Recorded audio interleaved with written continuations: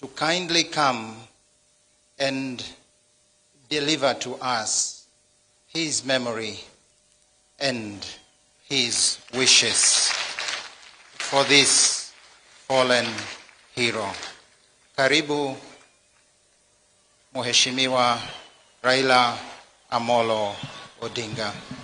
Karibu sana. Your Excellency, President Uhuru Muigai Kenyatta, President of the Republic of Kenya, First Lady Mama Margaret Kenyatta, Deputy President Archbishop Anthony Muheria, and all the clergy, the family of our departed Mzee Emilio Mwai Kibaki, waombolezaji wote ambao wamefika hapa. God is good and all the times. Asanteni sana. We have come, as I said yesterday, to take final farewell to a great Kenyan patriot. Now, I want to say a few things today about Mwai Kibaki. I want to say that the life and history of Mwai Kibaki is very much contemporaneous with the history of independent Kenya. Because as you said, Kibaki resigned from teaching to come and join the liberation movement.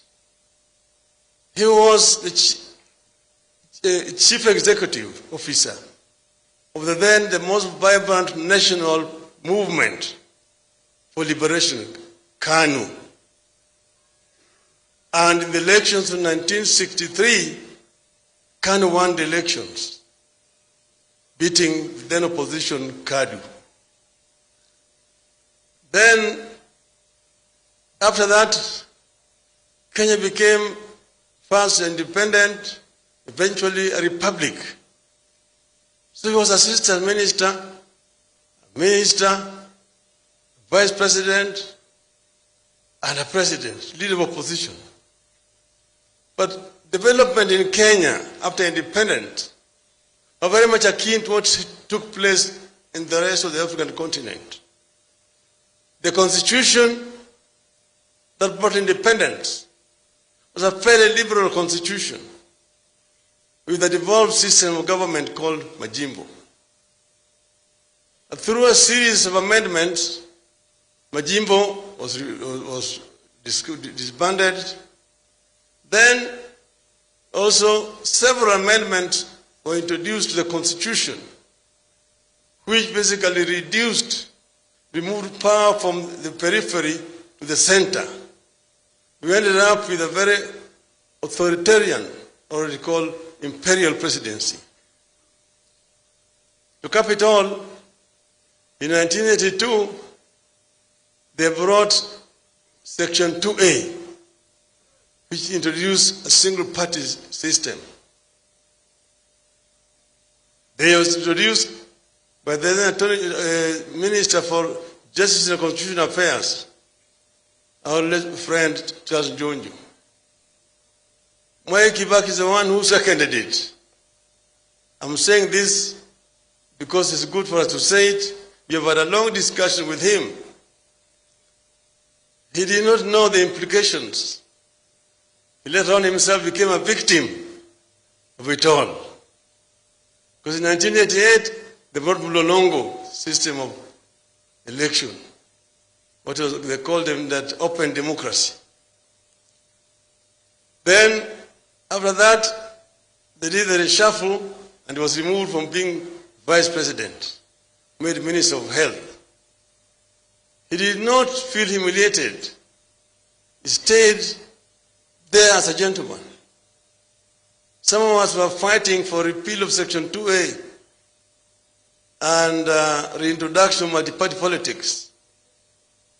But because he was inside that system, he said that it is not possible to introduce a multi-party system. But those of us who were calling for it were like, somebody cutting a mugumu tree, the razor blades. Fortunately, with the fall of Berlin Wall, the wind of change that was blowing in Eastern Europe began to also blow in Africa. And through it, Section 2A went. And now we are allowed to form a political party. And Kibaki said that in his deep mind, he has always cherished multi-party system. And immediately resigned from KANU to form DP. So he joined us. We were already then in Ford. And he joined DP. Then eventually, Ford also eventually split into Ford Kenya and Ford Asili. So we now have Ford Kenya, Ford Asili, DP. We try to bring these people together. Ken Matiba, Jaramogi, and Kibaki. Eventually with Kibaki's people, we're negotiating. Uncle George Mohoho is here. And the late John Keane, Gengi Mugai, we tried to negotiate. It was not possible. Then we said that if you guys don't agree to hang together, you shall be hanged separately. So we went to the elections, and truly they were hanged separately. One whole post there for Matiba, one for Kibaki, one for Jaramogi. So, but we came together now in the opposition. First Matiba was the leader, then Jaramogi. Then both of them eventually went. In 1997, we now try to come together again. There was Kibaki, Amalwa Kijana, Charity Ngilu, and yours truly.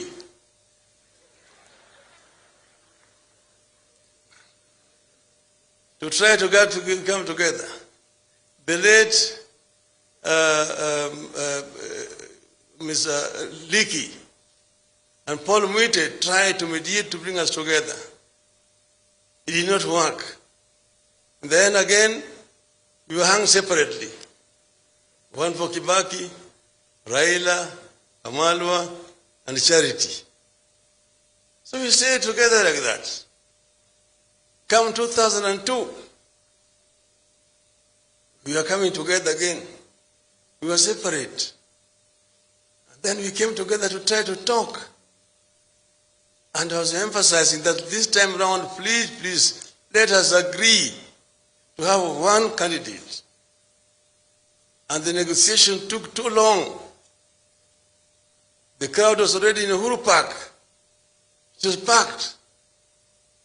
They are saying, oh, let us go and tell the crowd that, oh, we will come back in 2 weeks' time. Now we have united. Come back in 2 weeks' time and tell them who is our candidate.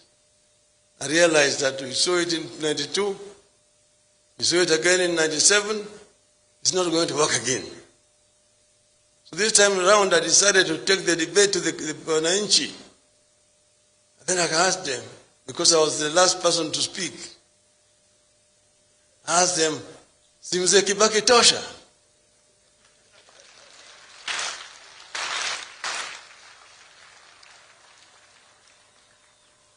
And the crowd roared back, Kibaki tosha, na wakaanza kuimba, yote yawezekana bila Moi. That is the NAC revolution. The rest is no details. But I was saying this because I saw where we were, and we had a long discussion with Mwai Kibaki. In my view, Mwai Kibaki had the knowledge, the experience that we needed in that period of transition. I got actually hit so hard. By the time I arrived home, my wife has received so many phone calls saying how I had messed up. But I said there's no going back. We'll move forward together with Mwai Kibaki. So I'm here with my wife Aida there, and my elder brother Dr. Buru. They've come here as the family of Jaramogi. Now we sat down and signed an MOU. That is what we are going to do after we formed government. This famous or infamous MOU. And when we were negotiating, everybody was very fresh. Kibaki is the one who suggested we need only 3 months. We will have passed that new constitution. Unfortunately, when we left, we started the campaign. And we went to a campaign in Kitui. We ran around and we slept in the residence of Mr. Musila, former PC. When we left, we went for rallies in Kitui down, came back to Kitui town. We were rushing back now to Nairobi. My car was leading. But then they told me Kibaki was in a rush for another appointment in Nairobi. So I let them pass. So we were following. Then we come toward the junction there, Machakos Junction, and the accident. So from there, we put them in a car, Musila's car, and we were following, coming to Nairobi. We were found in Nairobi Hospital. We arrived at Nairobi Hospital, and the crowd is there. He's taken inside and for treatment, emergency. The crowd was so anxious, what's happening? So I came out and I told them, look, our captain is injured, but the march will continue and we shall win this march.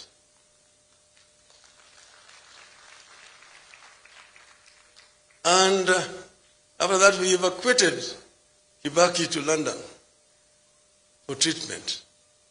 And he came back. He was a very strong man. When Kibaki, apart from being brilliant, brainy, he's also got a very strong physical constitution. Because he has gone through several challenges that I know. Then, after that, when he came back, followed another one, which was now again admitted in Nairobi Hospital. So then now, we are victorious, we won the elections, and what happened is that a group that was around Kibaki, the reason why I've always said this is not Kibaki, there was a clique that was around him, which took charge. And they're the ones who are responsible for what happened, for relegation on the MOU that we had signed. But he said, some of our people were making noise, oh, this is betrayal and so on. I said, no, this is not Kibaki. Let us stay in the government. Then came the issue of the Katiba. There are those who did not want the Katiba that had been drafted. Then you know how it happened, bananas and oranges. And when that happened, then we were thrown out of government. We met again now in the elections. But when we met, then they were in crisis. We negotiated with Mwai Kibaki and eventually agreed that Kenya is bigger than all of us. So we must unite together in the interest of Kenya. We formed a grand coalition government. Kibaki president, yours truly the prime minister.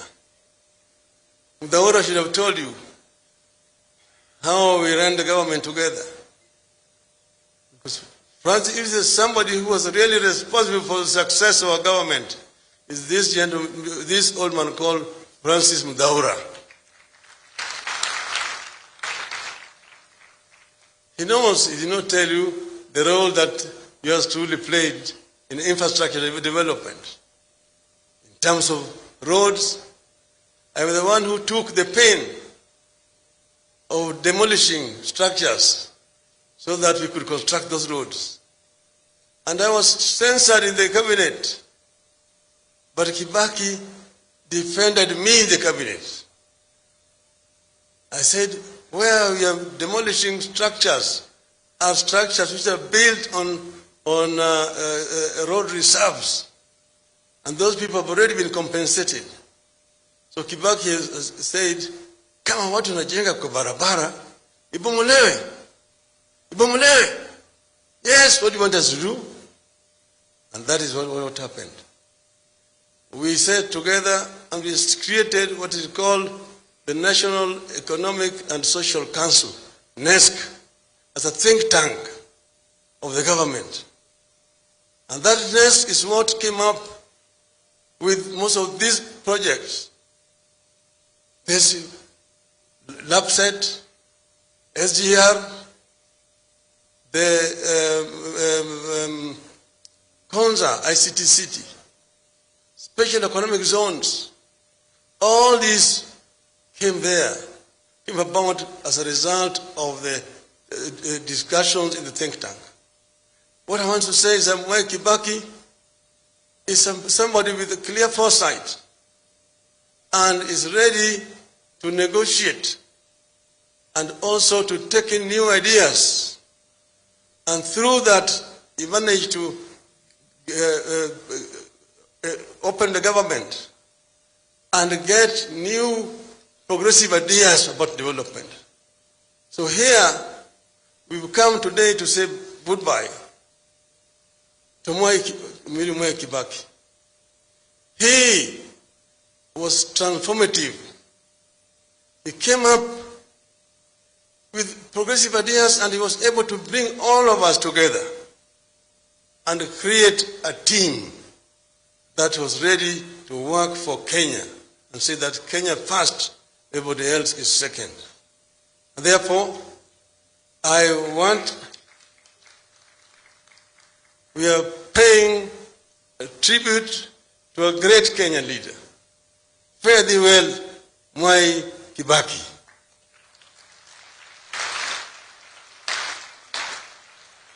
In your journey, convey our greetings to Hayati Mzee Jomo Kenyatta, to Jaramogi Oginga Odinga, to Thomas Joseph Mboya.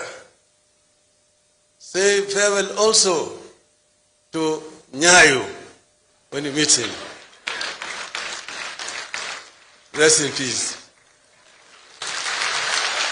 Thank you.